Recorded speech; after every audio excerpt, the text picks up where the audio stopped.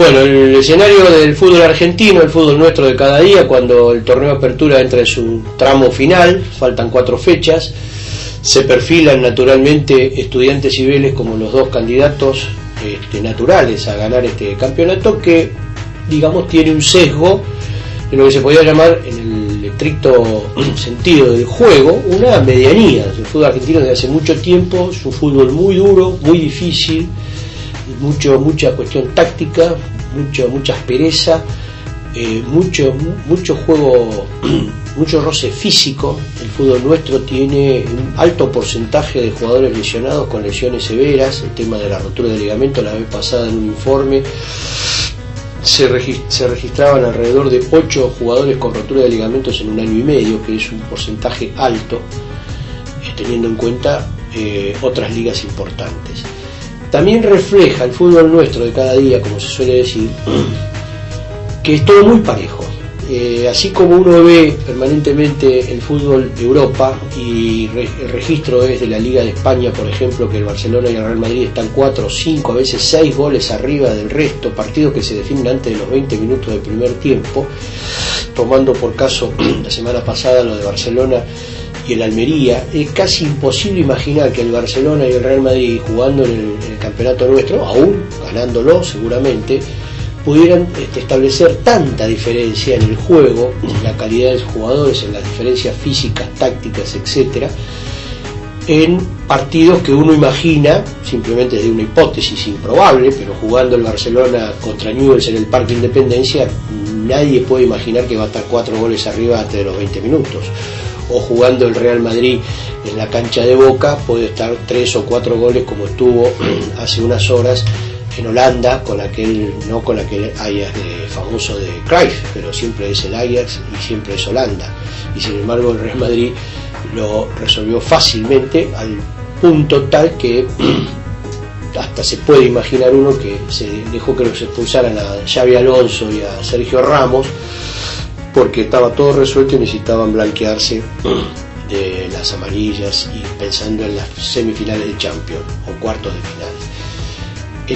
Redondeando entonces este concepto, es un fútbol que no luce, evidentemente, no brilla, no obstante deja siempre un saldo interesante. Han aparecido como revelaciones, se puede decir, jugadores que están llamados a seguir creciendo. El caso de este chico Enzo Pérez, que es un volante ofensivo que además llega al gol, y cuando define como un delantero. Hay una leyenda mendocina que sitúa que el tema del nombre Enzo, el padre se lo puso naturalmente, si uno imagina que el padre es de River, de Enzo Pérez, nada menos que por el uruguayo Enzo Francescoli.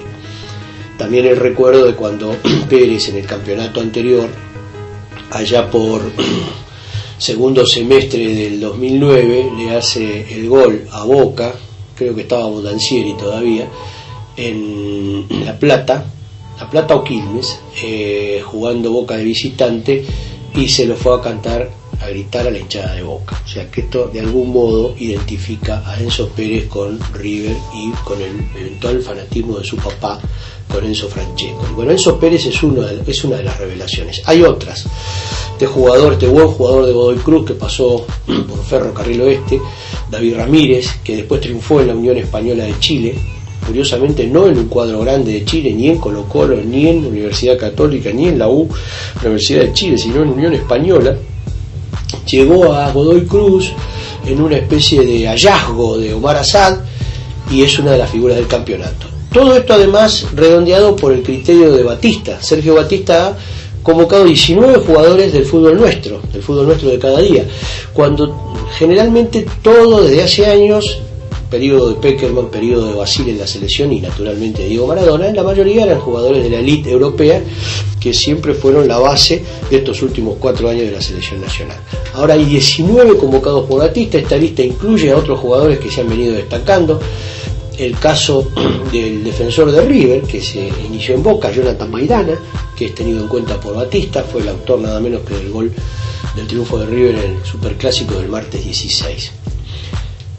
Esto también remite a los técnicos que, bueno, evidentemente no le encontraron la vuelta a sus equipos con contratos importantes. El caso de Borghi en Boca, Capa en River, esta, llamémosles, campañas discretas de San Lorenzo y Racing, con Ramón Díaz y Miguel Russo como entrenadores, digamos, ranqueados, costosos. Y por el otro lado, si volvemos al ejemplo de Estudiantes y de Vélez, técnicos con perfil bajo como Gareca y Sabela, que tienen equipos consolidados con pocos cambios de un campeonato a otro, o el caso de Banfield con Falcioni ahora suena para Boca, con lo cual establece un contraste de que no siempre con mucho dinero se hacen los mejores equipos. Finalmente, en lo que podríamos llamar un fútbol con claros oscuros, también la ansiedad del dirigente a veces lo lleva a apresuramientos y a errores. Ahora en estos días se está analizando esta situación de Riquelme por doble apresuramiento. Probablemente hubo, en el caso de los médicos, por necesidad de Boca, algún tipo de apresuramiento para la vuelta de Riquelme. Recordemos que la operación de Riquelme fue la antesala del Campeonato del Mundo, estamos hablando de mayo de 2010, estuvo 5 meses sin jugar. Riquelme volvió contra Argentinos Juniors, esto hace ya casi 20 días. Después de ese partido enseguida tuvo que jugar con Boca, y ahí digamos hubo un reflejo, se agudizó una tendinitis, y ahora el informe médico es que Riquelme no va a poder jugar hasta el 2011. El resultado desde el punto de vista económico termina siendo, digamos, una utilización.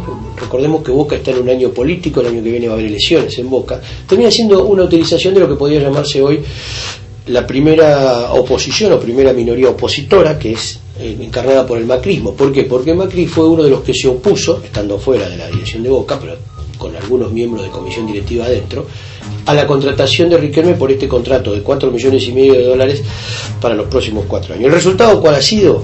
Tomando los 5 meses de la lesión de Riquelme y la convalecencia y esta vuelta apresurada y posterior lesión que lo inhabilita por otros 3 o 4 meses más, que a Boca le estaría costando $600.000 los 135 o 140 minutos que Riquelme estuvo en la cancha en la suma de los 90 de Argentinos Juniors, partido que además Boca perdió en la Bombonera 2-0, y en el medio tiempo que jugó contra River en el Monumental.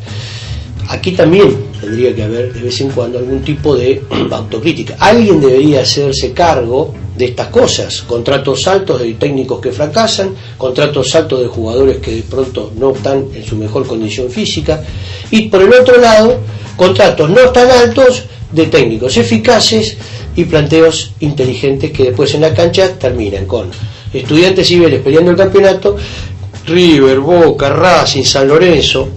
Y bueno, Independiente ahora tuvo un poco de oxígeno con Mohamed,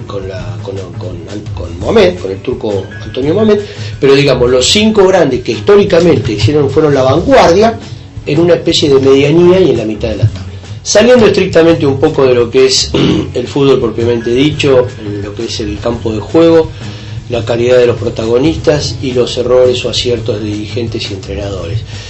Hay un hecho que se repite en el fútbol argentino y que es quizá lo más, digamos, grave, lo que más aqueja a nuestro fútbol, que ha tenido décadas de gran brillo y de que debe haber sido el fútbol nuestro quizá cultor, formador de otras ligas. Se reconoce en Latinoamérica, los colombianos reconocen al fútbol, a los argentinos como los maestros, y los grandes jugadores nuestros que triunfaban en Europa. Pero hay un hecho que virtualmente tapa todo, y es el tema de la violencia reiterada, y en estas horas la ha padecido la gente del Porvenir.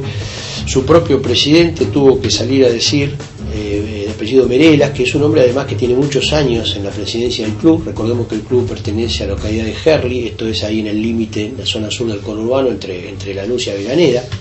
El Porvenir tiene una larga historia de tradición, jugando siempre en la B, pero es un club importante de esa barriada. Bueno, virtualmente asaltado por barras bravas, condicionados, amenazados, 26 amenazas por la índole esta de los llamados telefónicos, etcétera. Ahora, curiosamente, así como el fútbol, un acuerdo que ya lleva más de un año entre la AFA y el gobierno nacional, pudo darle un sentido más popular y amplio al tema de la televisación, que antes era simplemente por cable y a un alto costo porque lo manejaban los privados, así como la AFA y el gobierno entendieron que era la hora, llamémosle, del pueblo, por el tema de la televisación y de fútbol para todos, debería haber también un puente tendido entre la AFA, los organismos estos de seguridad creados especialmente para detectar dónde están estos focos infecciosos de barra brava, porque si uno hace la cuenta rápida, hay alrededor de 45.000 policías de la provincia de Buenos Aires, hay más de 3.500 policías de la Federal, hay más de 3.000 agentes de la CIDI y más de 2.000 policías de la Gendarmería. Si uno hace la cuenta, eso da una masa de uniformados, gente entrenada, preparada,